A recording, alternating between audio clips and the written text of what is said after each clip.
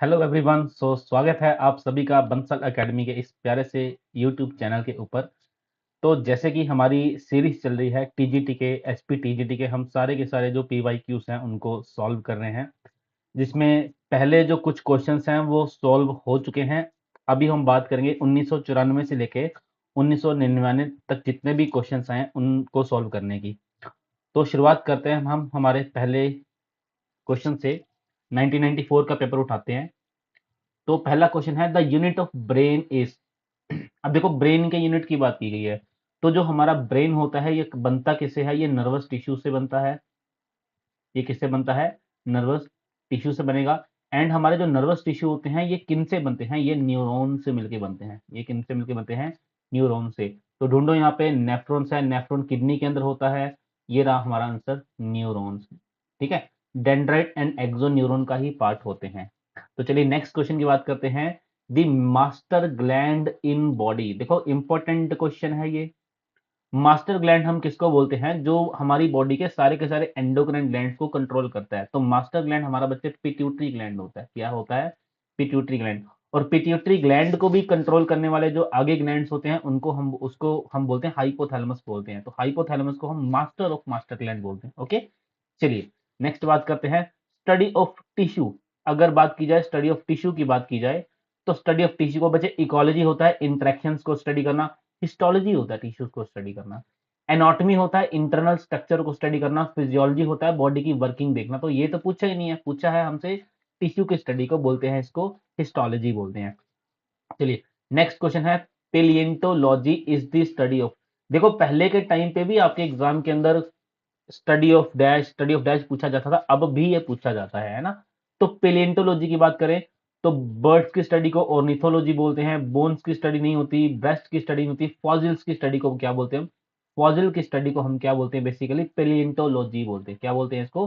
पेलिएंटोलॉजी बोलते हैं, है ना। चलिए a haploid condition is found in. देखो हैप्लॉइड कंडीशन क्या होता है? हैप्लॉइड कंडीशन जहां पे एक क्रोमोसोम हो, उसकी कोई भी कॉपी ना हो। जैसे डिप्लॉइड के अंदर क्या होता है? डिप्लॉइड के अंदर हर क्रोमोसोम की दो कॉपीज प्रेजेंट होती हैं, है ना। जैसे हमारे अंदर डिप्लॉइड कंडीशन है, हम बोलते हैं ना 23 पेयर्स बोलते हैं। या फिर बोल दो कि हमारे पास हर पेयर की एक कॉपी प्रेजेंट है ना। फर्स्ट क्रोमोसोम की एक कॉपी है, सेकंड क्रोमोसोम की एक कॉपी है। तो ये बेसिकली क्या है? ये इनको हम बोलते हैं डिप्लॉइड कंडीशन बोलते हैं, जहां पे दो कॉपीज प्रेजेंट होती है। जहां पे तीन होंगी वो ट्रिप्लॉइड कंडीशन है। ऐसी ही जो वीट होती ना, जो वीट होती, कनक जो होती है, गेहूं जो होती है, उसके अंदर 6 कॉपीज होती है हर एक क्रोमोसोम की। तो उसको हम हेक्साप्लॉइड कंडीशन बोलते हैं। अब देखो हैप्लॉइड है, सिंगल कॉपी है। तो सिंगल कॉपी अमीबा के अंदर नहीं होती, बैक्टीरिया के अंदर तो क्रोमोसोम होता ही क्या है? सर्कुलर होता है। ओवम के अंदर देखो हमारे जो गैमेट्स होते हैं ना, गैमेट्स के अंदर हमें सिंगल कॉपी देखने को मिलती है, हैप्लॉइड होते हैं गैमेट्स, है ना। चलिए नेक्स्ट है polar bodies are found in. बच्चे पोलर बॉडीज बनती हैं जब जब क्या होता है? जो फीमेल oocyte बनता है, बेसिकली जब एग की फॉर्मेशन की जाती है। और वहां पे जब जो फीमेल के अंदर क्या होता है, जो मदर सेल होता है, बेसिकली जब स्पर्मेटोगोनिया, सॉरी स्पर्मेटोगोनिया नहीं, oogonia, जब oogoनियम के अंदर मियोसिस होती है, तब मियोसिस 1 के अंदर एक छोटा सा सेल निकलता है, अनइक्वल डिवीजन होती है। फिर मियोसिस 2 के अंदर एक छोटा सा सेल निकलेगा जिनको हम पोलर बॉडी बोलते हैं। तो बेसिकली ये oogenesis के अंदर देखने को मिलता है। तो हमारा आंसर ये रहा। स्पर्मेटोजेनेसिस के अंदर 4 के 4 स्पर्म एक साइज के होते हैं, है ना। लेकिन oogenesis के अंदर क्या होता है कि सिर्फ एक एग बनता है, बाकी दो पोलर बॉडीज बनती हैं, दोनों डीजेनरेट कर जाती हैं। ठीक है। चलिए नेक्स्ट बात करते हैं the process of formation of, मतलब the process of RNA synthesis on a DNA template. मतलब एक डीएनए है, ये रहा एक DNA, T C A T G G C T A, है ना। इसके ऊपर आरएनए की सिंथेसिस करनी है। इसके ऊपर क्या करनी है? आरएनए की सिंथेसिस करनी है। तो आरएनए बनेगा ए जी U A C C ji A you. तो ये क्या बन गया? ये बन गया आरएनए, है ना। तो डीएनए के ऊपर आरएनए बनाने के प्रोसेस को हम बोलते हैं ट्रांसक्रिप्शन। क्या बोलते हैं? ट्रांसक्रिप्शन। ट्रांसलेशन प्रोटीन की सिंथेसिस होती है, ट्रांसडक्शन कुछ और होता है, ट्रांसफॉर्मेशन चेंज होता है। ट्रांसक्रिप्शन किसको बोलते हैं? जब डीएनए से क्या बनता है? आरएनए बनता है। और अगर उल्टा हो जाए, अगर आरएनए से डीएनए बने तो उसको बोलते हैं रिवर्स ट्रांसक्रिप्शन, क्या बोल देंगे, रिवर्स ट्रांसक्रिप्शन बोल देते हैं इसको। पॉइंट क्लियर हुआ है ना? चलो एक बार मैं अपने को गायब कर लेता हूँ, है ना? तो इसको हम बेसिकली क्या बोल देंगे, रिवर्स ट्रांसक्रिप्शन बोलते हैं। ओके, चलो अब आगे चलते हैं। नेक्स्ट क्वेश्चन की बात करते हैं। हम 96 पे आ चुके, पता आपको 94 से स्टार्ट किया था, 96 पे आ गए हैं, है ना? विच of the RNA type molecule is essential for protein synthesis? देखो मेरे अकॉर्डिंग इस पेपर मतलब इस क्वेश्चन के नंबर सभी को मिले होंगे, बिकॉज प्रोटीन की सिंथेसिस के लिए एमआरएनए भी चाहिए होता है, आरआरएनए भी चाहिए होता है, टीआरएनए भी चाहिए होता है। अगर यहां पे ऑप्शन था ऑल ऑफ दीज तो हम उसके साथ चलते, ऑल ऑफ दिस होता तो हम उसके साथ चलते, है ना? तो बेसिकली अब तीनों ही चाहिए होते हैं, तो तीनों इंपॉर्टेंट। अब आरएनए को भी चूज किया जा सकता है, लेकिन कुछ ऐसे भी आरएनए हैं जो जो ट्रांसक्रिप्शन के लिए मतलब प्रोटीन की सिंथेसिस के लिए जरूरी नहीं होते हैं, कुछ रोकते भी हैं, जैसे ऐसा ही आरएनए साइलेंट कर देता है ना? चलिए, तो इसका तो जहां तक मेरे ख्याल में इसका सभी को एक बोनस नंबर मिलना चाहिए जिसने भी इस क्वेश्चन को अटेम्प्ट किया है। चलो नेक्स्ट बात करते हैं, रेस्ट्रिक्शन एंजाइम आर, देखो जो डीएनए को, ये डीएनए है मान के चलो, ये है DNA, A U sorry A A T A T C A T C, ऐसी, और आगे कर देते हैं, और आगे कर देते हैं जी ए ए टी सी। अब देखो ध्यान से, डीएनए के अंदर कुछ पैलिंड्रोमिक सीक्वेंस होते हैं, जैसे अगर मैं देखू जी ए ए टी टी सी, अगर आप इस सीक्वेंस को ध्यान से देखोगे, चाहे आप ऊपर से ऐसे पढ़ लो, चाहे आप नीचे से इस डायरेक्शन में पढ़ लो, आपको जी ए ए टी टी सी नजर आएगा, जी ए ए टी टी सी नजर आएगा। अब एंडोन्यूक्लियस एंजाइम वो होते हैं जो डीएनए को बीच में से कट लगाते हैं, लेकिन अगर एक फिक्स जगह से लगाए, अगर हम एक एंजाइम को रेस्ट्रिक्ट कर दे कि भाई साहब जब भी जी ए टी टी सीक्वेंस में जी ए के बीच में तुमने कट लगाना है, रेस्ट्रिक्ट कर दे, तो ऐसे एंजाइम को हम क्या बोलते हैं, रेस्ट्रिक्शन एंडोन्यूक्लियस बोलते हैं। तो ये क्या करेंगे, डीएनए के ऊपर क्या लगाते हैं, कट लगाते हैं, एक सर्टेन प्लेस पे, एक सर्टेन प्लेस पे लगाएंगे कट, है ना? चलो नेक्स्ट बात करते हैं, DNA is not present in one of the following, DNA इनमें से किसके अंदर नहीं प्रेजेंट होता, माइटोकॉन्ड्रिया के अंदर होता है, क्लोरोप्लास्ट के अंदर होता है, ठीक है, इन दोनों के अंदर डीएनए प्रेजेंट होता है, बैक्टीरियोफाज के अंदर भी प्रेजेंट होता है, लेकिन टीएमवी तंबाकू मोजाइक वायरस, इसके अंदर बच्चे आरएनए होता है, जेनेटिक मटेरियल, इसके अंदर डीएनए नहीं होता, तो यही हमारा क्या है, करेक्ट आंसर है। नेक्स्ट बात करेंगे क्वेश्चन की, the study of interaction between living organism and their environment. देखो पहला पहला या दूसरा क्वेश्चन था, मैंने बताया था इंटरेक्शन की स्टडी को हम क्या बोलते हैं, हमेशा इकोलॉजी बोलते हैं, है ना? इंटरेक्शन की स्टडी को क्या बोलते हैं, इकोलॉजी बोलते हैं। नेक्स्ट है, बायोलॉजिस्ट सेलिब्रेट 5 जून एज, मतलब कर दी ना इन्होंने वही बात, दुनिया के सारे लोग इसको सेलिब्रेट करते हैं, ऐसा कुछ नहीं कि बायोलॉजिस्ट ही करते हैं, लेकिन हाँ 5 जून को वर्ल्ड इन्वायरमेंटल डे जो है वो सेलिब्रेट किया जाता है, तो सारे ही करते हैं, है ना? तो इन्होंने मतलब इस क्वेश्चन को बायो में बांध लिया, चलो अच्छी बात है, हमें तो आंसर आना चाहिए। नेक्स्ट क्वेश्चन क्या है, species that occurs in different geographical region, देखो जहां पे डिफरेंट, जहां पे ज्योग्राफिकल बैरियर आ जाए, डिफरेंट ज्योग्राफिकल रीजन, है ना, बाय ए स्पेशल बैरियर, तो इसको हम क्या बोले, एलोपैट्रिक स्पीशीशन बोलते हैं। याद रखना, जहां पे भी ज्योग्राफिकल बैरियर की बात की जाती है, वहां पे एलोपैट्रिक स्पीशीशन बाजी मार लेता है ना? नेक्स्ट क्वेश्चन देखते हैं, rate of heart beat is regulated by, भाई ऐसा है, हार्ट बीट की शुरुआत ऐसे नोड से होती है जिसको हम पेस मेकर ऑफ हार्ट बोलते हैं, तो वही तो इसको रेगुलेट करेगा, ऐसे नोड, है ना? चलिए नेक्स्ट क्वेश्चन है, sarcolemma is the outer membrane of, बच्चे मसल की आउटर मेम्ब्रेन को सार्कोलेमा बोलते हैं, मसल फाइबर की आउटर मेम्ब्रेन को हम सार्कोलेमा बोलते हैं, उसके अंदर जो एंडोप्लाज्मिक रेटिकुलम होता है उसको हम सार्कोप्लाज्मिक रेटिकुलम बोलते हैं, तो ये रहा हमारा आंसर, मसल फाइबर, है ना? चलिए नेक्स्ट क्वेश्चन है, टेंडोन कनेक्टर, पहले भी क्वेश्चन आया है, इन फ्यूचर फिर क्वेश्चन आएगा, मैं बोलता हूं बहुत इंपॉर्टेंट टॉपिक है ये। देखो टेंडोन एक सिंपल सा फंडा बताया था, ये है एक बोन, ये है एक बोन, और ये है दूसरी bone,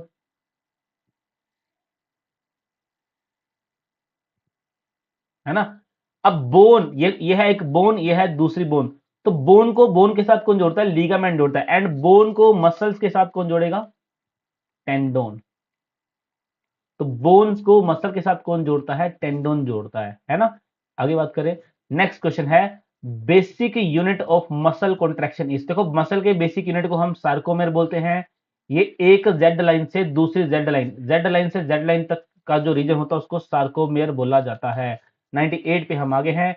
which of the following is incorporated in muscle fibre, देखो इनमें से मसल के फाइबर के अंदर किसको इनकॉर्पोरेट किया था बच्चे, एसिटाइल कोलिन। एसिटाइल कोलिन जो होता है वो क्या करता है, वो मसल की कॉन्ट्रैक्शन में रोल प्ले करता है ना। नेक्स्ट क्वेश्चन है, in myofibril the term sarcomere refer to distance between, देखो अभी अभी बताया था दो जेड लाइन के बीच का जो वो होता है मतलब सेगमेंट होता है उसको हम क्या बोलते हैं, जेड लाइन बोलते हैं, है ना। नेक्स्ट बात करते हैं अगले क्वेश्चन की, लैक्टिमस डॉर्सल मसल, देखो लैक्टिमस मसल ना हमारे शोल्डर के अंदर होता है, बहुत स्ट्रांग होता है, तो ये हमारा यहाँ पे क्या है, करेक्ट आंसर है। चलो रुको एक मिनट।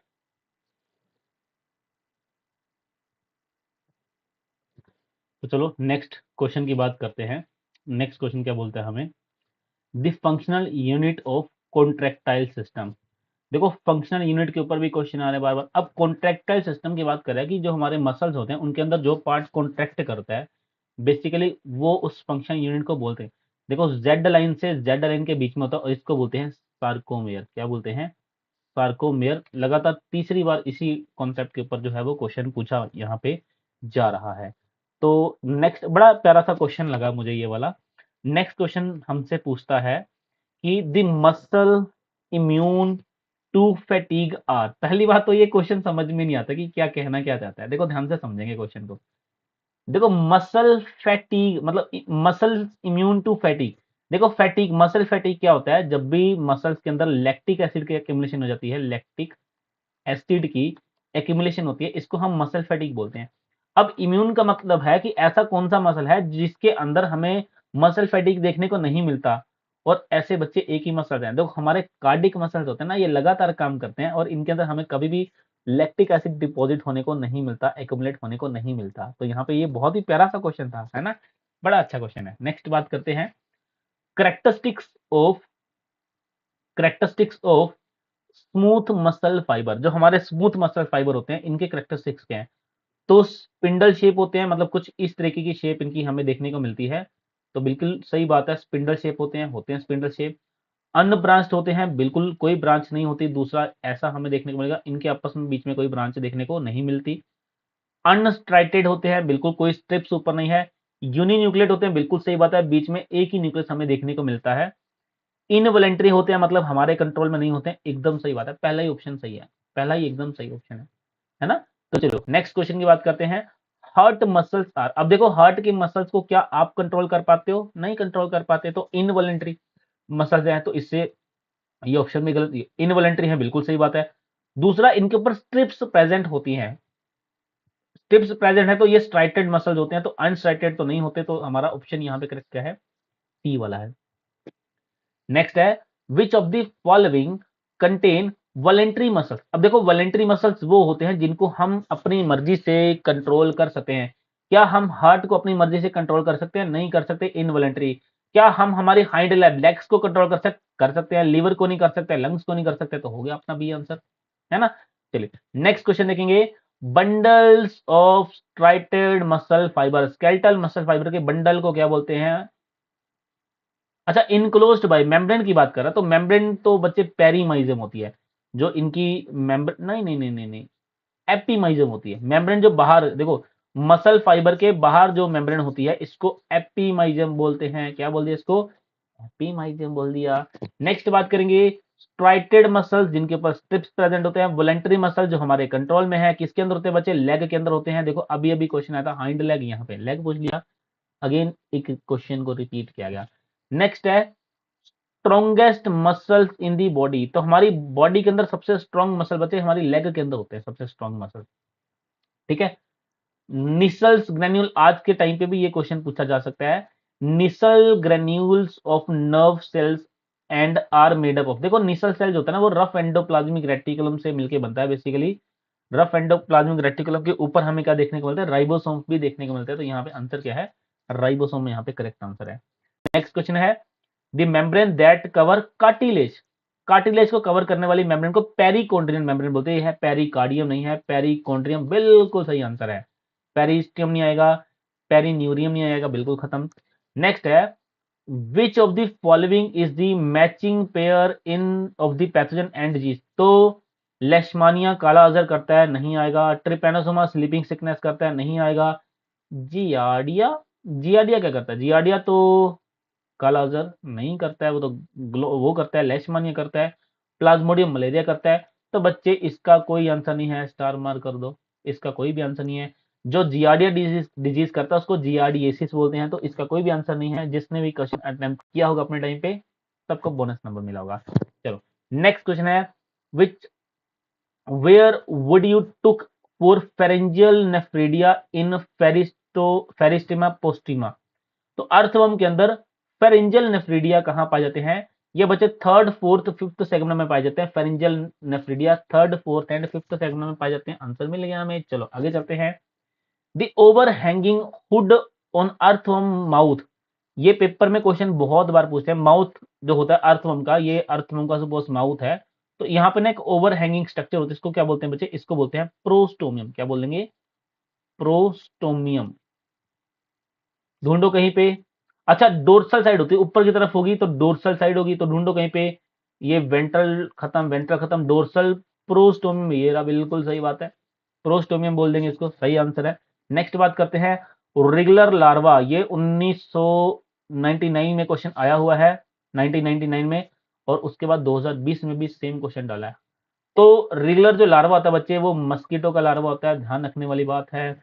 नेक्स्ट बात करते हैं क्लेस्पर पेनिस होता है basically, are intromittent organ found in. देखो क्लेस्पर जो होता है लेबियो राना एस्टेरिस, इनके अंदर एक्सटर्नल फर्टिलाइजेशन होती है। यहाँ पे क्लेस्टर जो है वो क्लेस्पर नहीं पाता, लेकिन जो हमारी कार्टिलेजिनस फिशेज होते हैं, जितने भी कार्टिलेजिनस फिशेज, कार्टिलेजिनस फिशेज, इनके अंदर हमें क्लेस्पर देखने को मिलता है, पेनिस देखने को मिलता है, और इनके अंदर जो फर्टिलाइजेशन होती है वो भी इंटरनल ही होती है। नेक्स्ट क्वेश्चन है विच of the following matches correctly. तो काला अजहर लेशमेनिया करता है, ये एडिस एपिप्टी को बोल रहा है। प्लाज्मोडियम जो है वो मस्कीटो करता है, ये हाउस फ्लाई बोल रहा है। एंट अमीबा हिस्टोलिका, ये पोन्ड, ये तो यार ऐसे ही होता है, फूड से होता है, ये भी नहीं आएगा। स्लीपिंग सिकनेस ग्लोसिना पेल्पेलिस, बिल्कुल सही बात है बच्चे, ग्लोसिना पेल्पेलिस जो है ये स्लीपिंग सिकनेस करता है। ट्रिपेनोसोमा है ना, ट्रिपेनोसोमा के अंदर बेसिकली ये पैथोजन जो है वो पाया जाता है, ग्लोसिना पेल्पेलिस, मतलब सॉरी, इसको ये सीसी फ्लाई को बोलते हैं। हाँ ये सीसी फ्लाई को बोलते हैं। ग्लोसिना पेल्पेलिस जो है ना बच्चे, ये सीसी फ्लाई को बोलते हैं, सीसी फ्लाई। तो सीसी फ्लाई क्या करती है, जो उसको स्लीपिंग सिकनेस को, जो हमारा ट्रिपेनोसोमा गैम्बियंस होता है, इसको ट्रांसमिट करती है, उसके लिए वेक्टर होती है। नेक्स्ट क्वेश्चन है प्लेटीहेल्मिंथिस है, प्लेटीहेल्मिंथिस है हीमोसील कॉकरोच के अंदर होता है। सीडोसील हमारा एसके हेल्मिंथिस के अंदर, ट्रूसिलोम एनिलिडा के अंदर होता है, तो इसके अंदर तो सिलोम होता ही नहीं है। प्लेटीहेल्मिंथिस के अंदर नहीं सिलोम होता है। प्लेटीहेल्मिंथिस एकमात्र ऐसी फाइलम है जिसके अंदर तीनों की तीनों जर्म प्रेजेंट है, लेकिन फिर भी कोई भी सिलोम नहीं प्रेजेंट होता। नेक्स्ट है fertilised egg in cockroach are enclosed in purse shape. Class में मैंने बताया भी था, ये बड़ा इंपॉर्टेंट है। कैप्सूल, इसको ऊथिका बोलेंगे, क्या बोलेंगे? ऊथिका। तो कॉकरोच के अंदर ना जो फर्टिलाइज्ड एग होता है, इसको हम ऊथिका बोलते हैं। नेक्स्ट क्वेश्चन है the highest taxonomic category in modern classification of animals. Animals की बात कर रहा है, तो एनिमल्स में फाइलम के अंदर बहुत सारी क्लासेस, फिर ऑर्डर, फिर फैमिली, फिर जीनस, फिर बिल्कुल स्पीशीज, है ना। तो यहाँ पे सबसे हायर कौन है? ये रहा, फाइलम सबसे हायर ऑर्डर है। नेक्स्ट क्वेश्चन है if in a sperm the proximal centromere become non functional which of the following shall not occur. अब ध्यान से देखो स्पर्म की स्ट्रक्चर, ये स्पर्म है, ये इसका मिडल पीस हो गया, ये इसकी टेल होगी, फ्लैजिला, यहाँ पे हो गया न्यूक्लियस। न्यूक्लियस के अंदर एक सेंट्रोमेर यहाँ पाया जाएगा, एक सेंट्रोमेर यहाँ पाएगा। जो ये सेंट्रोमेर था इसको बोलते हैं प्रोक्सिमल सेंट्रोमेर। क्या बोलेंगे? Proximal, proximal centromere. और जो पीछे होता है इसको बोलते हैं डिस्टल सेंट्रोमेर। ये जो फ्लैजिला आपको दिख रही है ना, फ्लैजिला, ये फ्लैजिला डिस्टल सेंट्रोमेर से बनती है।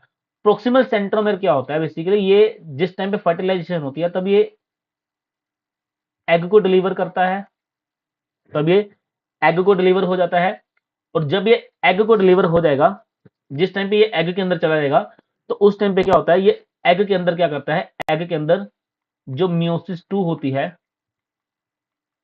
इसको कंप्लीट करवा के ओवम की फॉर्मेशन करता है।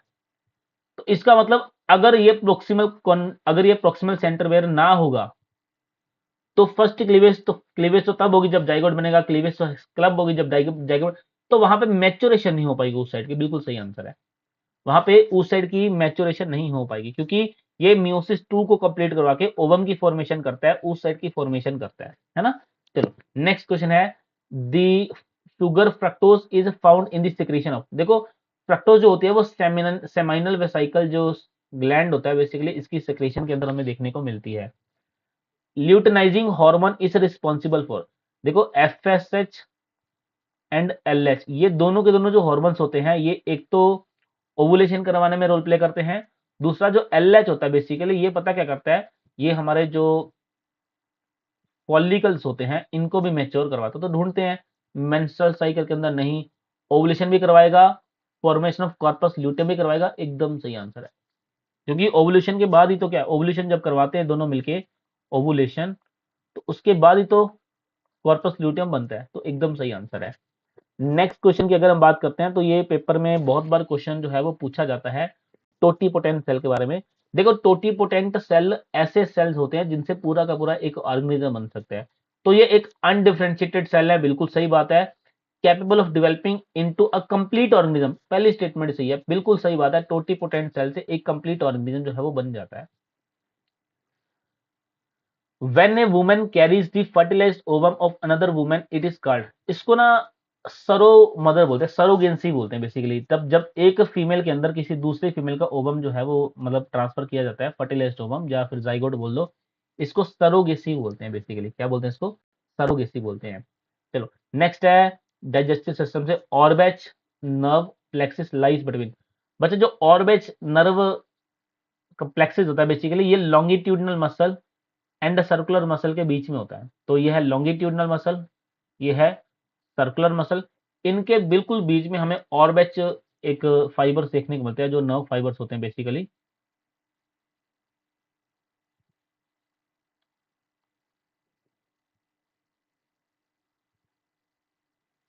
तो ये यहाँ पे पाया जाएगा बीच में ऑर्बेच, है ना। तो ढूंढो circular muscle and longitudinal muscle के बिल्कुल बीच में पाए जाएंगे, एकदम सही आंसर है। नेक्स्ट क्वेश्चन की बात करेंगे, the inhibition of gastric secretion is brought about by. देखो गैस्ट्रिक जूस को रोकने का काम कौन करेगा, गैस्ट्रिक जूस को रोकने का काम इंटेरोक्राइनिन की बात की जाए तो ये भी नहीं करता है, कोलसिस्टोकाइनिन की बात की जाए ये इनडायरेक्टली इनहिबिट करता है, क्योंकि ये क्या करता है, ये गैल ब्लैडर की कॉन्ट्रैक्शन करवाता है, पेनक्रियास से बाइकार्बोनेट आयन, गैस्ट्रिन तो प्रमोट करता है, इंटेरोगैस्ट्रिन भी इनडायरेक्ट मतलब ये दोनों के दोनों क्या करते हैं, इनडायरेक्टली क्या करते हैं, सिक्रीशन करते हैं, को स्टॉप करवाते हैं, सॉरी इनडायरेक्टली करवाते हैं, डायरेक्टली तो नहीं करवाएंगे। तो मेरे हिसाब से इसका आंसर तो नहीं आना चाहिए, लेकिन एक ऐसा हार्मोन है जो डायरेक्टली इसकी सिक्रीशन को इनहिबिट करता है, वो होता है सिक्रीटिन। सिक्रीटिन ये क्या करेगा, जो सिक्रीटिन होता है ना बेसिकली ये डायरेक्टली क्या करेगा, गैस्ट्रिक सिक्रीशन को इनहिबिट करता है। तो यहाँ पे ऑप्शन में आई थिंक सिक्रीटिन होता तो हम उसकी तरफ चलते, अगर नहीं है तो तब तक हम ऑप्शन बी की तरफ मूव कर सकते हैं। नेक्स्ट बात करते हैं, the red cell count can be done by an instrument. तो रेड सेल को हम हीमोसाइटोमीटर से काउंट करते हैं, कहाँ पे, यह ईसीजी नहीं आएगा, सिग्मोमैनोमीटर नहीं, ये रहा हीमोसाइटोमीटर। हीमोसाइटोमीटर से बेसिकली हम रेड ब्लड काउंट को देखते हैं। नेक्स्ट है बच्चे, विटामिन के डेफिशिएंसी ब्रिंग्स अबाउट। देखो विटामिन जो के होता है बेसिकली ये ब्लड की क्लोटिंग के अंदर रोल प्ले करेगा, जब विटामिन ए नहीं होगा तो ब्लड की क्लोटिंग नहीं हो पाएगी, तो हम बोलेंगे डिले ब्लड कोएगुलेशन, बिल्कुल सही आंसर है, ब्लड कोएगुलेट ही नहीं कर पाएगा। नेक्स्ट है निकड डेंड्राइट। नेक्स्ट क्वेश्चन है निकड डेंड्राइट की बात करें कि निकड जो डेंड्राइट होते हैं बेसिकली ये कहां पाए जाते हैं। देखो जो निकड डेंड्राइट होते हैं ना ये बेसिकली टेम्परेचर को सेंस करते हैं, टच को सेंस करते हैं, प्रेशर को सेंस करते हैं, तो ये सारे के सारे काम टच रिसेप्टर ही करते हैं बेसिकली। तो नेकेड जो हमारे डेंड्राइट्स होते हैं ये टच रिसेप्टर के अंदर पाए जाते हैं। नेक्स्ट है the study of resistance towards disease. देखो डिजीज के त्वचा को रेजिस्टेंस है, इसकी स्टडी को क्या बोलते हैं, इम्यूनोलॉजी बोलते हैं, है ना। 99 में पहुंच चुके हैं हम, 94 से स्टार्ट किया था, 99 पे आगे 5 साल, है ना। तो इसकी स्टडी को बेसिकली हम इम्यूनोलॉजी बोलते हैं। नेक्स्ट है asthma is a respiratory disease caused to. देखो अस्थमा के अंदर क्या होता है, बेसिकली जो मसल्स होते हैं उनके अंदर स्पाज्म आते हैं, कॉन्ट्रैक्शन बढ़ती है मसल्स की, तो ढूंढो कहीं पे है, ये रहा मसल स्पाज्म। नेक्स्ट क्वेश्चन क्या है, पैसिव इम्यूनिटी। पैसिव इम्यूनिटी वो इम्यूनिटी होती है जो हमें हमारी बॉडी के बाहर से दी जाती है, जैसे कि हम दवाई खा लेते हैं, तो वैक्सीन तो नहीं आएगा, रेडीमेड एंटी, हाँ रेडीमेड एंटीबॉडीज बिल्कुल सही है, रेडीमेड एंटीबॉडीज हम बाहर से खाते हैं तो पैसिव इम्यूनिटी है। नेक्स्ट है condition when children are born without B and T lymphocyte. देखो ये ना क्वेश्चन आपको एग्जाम में हर पेपर में हमसे ऐसा क्वेश्चन देखने को मिलता है। बेसिकली ये सिड नाम की डिजीज होती है ना, सिड नाम की डिजीज होती है, जहां पे जो बच्चा होता है उसके अंदर इम्यूनिटी 0 के बराबर होती है, और इसके अंदर ऑर्गेनिज्म जो होता है उसके अंदर बी एंड टी सेल देखने को नहीं मिलते। नेक्स्ट है बच्चे वुचूरिया बेनक्रॉफ्टी इन मैन रिसाइड्स इन। देखो वुचूरिया बेनक्रॉफ्टी ये क्या है, एक प्रोटोजोआ है ना, ये है एक हमारा एसके हेलमिंथिस है, और ये लिम्फ नोड के अंदर रहता है, जाके लिम्फ वेसल लिम्फ नोड के अंदर रहेगा, उसको ब्लॉक कर देगा, जिससे हाथी पांव नाम की बीमारी थी, जिससे एलिफेंटिएसिस नाम की डिजीज होती है, जिससे एलिफेंटिएसिस नाम की क्या होती है, डिजीज होती है ना। तो अ, हमारे बहुत सारे बच्चे हैं जिन्होंने बहुत सारे एग्जाम क्वालिफाई किए हैं, तो आप भी हमारे साथ जुड़ सकते हैं बंसल अकेडमी के साथ। नीचे दिए गए नंबर पे आप कांटेक्ट कर सकते हैं, किसी भी तरह की जानकारी लेनी हो तो आप वहां से ले सकते हैं। चलिए नेक्स्ट क्वेश्चन की बात करते हैं। The malaria causing organism Plasmodium is killed most effectively. अब देखो 1999 का क्वेश्चन है, अगर इसका मैं आंसर 1999 के अकॉर्डिंग करूं तो इसका आंसर क्विनोन हो सकता है, लेकिन अगर मैं आज के टाइम पे इस क्वेश्चन का आंसर करूं तो नमतीस आएगा। क्यों आएगा, क्योंकि आज के टाइम पे जो मस्कीटोस हैं, जो प्लाज्मोडियम वाइवेक्स है ना, जो प्लाज्मोडियम की स्पीसीज है, वो इन तीनों की तीनों मेडिसिन से क्या हो चुकी है, रेजिस्ट हो चुकी है। जैसे मच्छर के ऊपर डीडीटी का असर नहीं होता ना, वैसे अब इनके ऊपर कुनिन का असर नहीं होता। तो आज के टाइम पे अगर आंसर करना हो तो नन ऑफ दीज है, उस टाइम पे आंसर करना हो तो कुनिन इसका आंसर था। चलिए बात करते हैं after vaccination the body fluids body builds. देखो जब हमें कोविड चला था तो वैक्सीन लगी थी, वैक्सीन बेसिकली हमारी बॉडी के अंदर क्या करती थी, एंटीबॉडीज को बनाती थी, है ना। नेक्स्ट क्वेश्चन की बात की जाए, ring worm is caused by. देखो रिंग वर्म जो होता है वो फंगल डिजीज होती है, तो फंगस के द्वारा क्या की जाती है, कॉज की जाती है।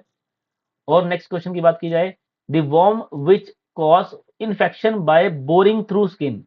मतलब स्किन के अंदर बोरिंग कर दी, स्किन के अंदर क्या कर दी, एक तरह से स्किन को पेनिट्रेट कर दिया, तो इसको बेसिकली क्या बोलते हैं, क्या बोलते हैं यार। इसका ना आंसर आप कमेंट बॉक्स में करो, मैं आपका आंसर कमेंट बॉक्स में देखना चाहता हूँ कि इसको क्या बोलते हैं, क्योंकि ये बड़ा इंपॉर्टेंट क्वेश्चन है ना। तो मैं वेट करूंगा, आपने इसका आंसर क्या करना है, कमेंट बॉक्स में करना है। आपने वन लिख के इसका आंसर करोगे, जो भी इसका आंसर है ए बी सी डी, आप ऐसे ए है तो ए लिख दो, बी है तो बी लिख दो, सी है तो सी, डी है तो डी लिख दो, है ना। फिर मैं आपको कमेंट करके आंसर करूंगा। चलिए नेक्स्ट क्वेश्चन क्या है, growth of population is due to. अब पॉपुलेशन की ग्रोथ होनी है, देखो नेटलिटी का मतलब है बर्थ रेट, अगर बर्थ होगा तो पॉपुलेशन का साइज बढ़ेगा, बिल्कुल बढ़ेगा। इमिग्रेशन का मतलब होता है पॉपुलेशन के अंदर बाहर से मेंबर्स का आना, अगर ये दोनों चीजें होंगी तो बिल्कुल डेफिनेटली पॉपुलेशन का साइज बढ़ेगा, तो ये सही ऑप्शन, बर्थ से बढ़ेगा। इमिग्रेशन छोड़ के जाने से नहीं होगा, मोर्टेलिटी से कम होगा, मोर्टेलिटी से कम होगा, तो आंसर ए है जो बिल्कुल सही आंसर है, आंसर तो ए है, बिल्कुल सही आंसर है। अगर आप भी अपनी प्रैक्टिस को और बूस्ट करना चाहते हो तो आप हमारी ऐप को ज्वाइन कीजिए, इसमें आपको बहुत सारे मॉक टेस्ट देखने को मिलते हैं, जहां से आप अपनी प्रैक्टिस को बूस्ट कर सकते हैं, अपने आप को एनालाइज कर सकते हैं। Thank you so much for joining this video. मिलते हैं नेक्स्ट क्लास के अंदर, जहां पे हम दो पेपर्स को डिस्कस करेंगे, 2000 के पेपर को भी डिस्कस करेंगे एंड 2001 के भी पेपर को डिस्कस करेंगे। Thank you so much, all the best.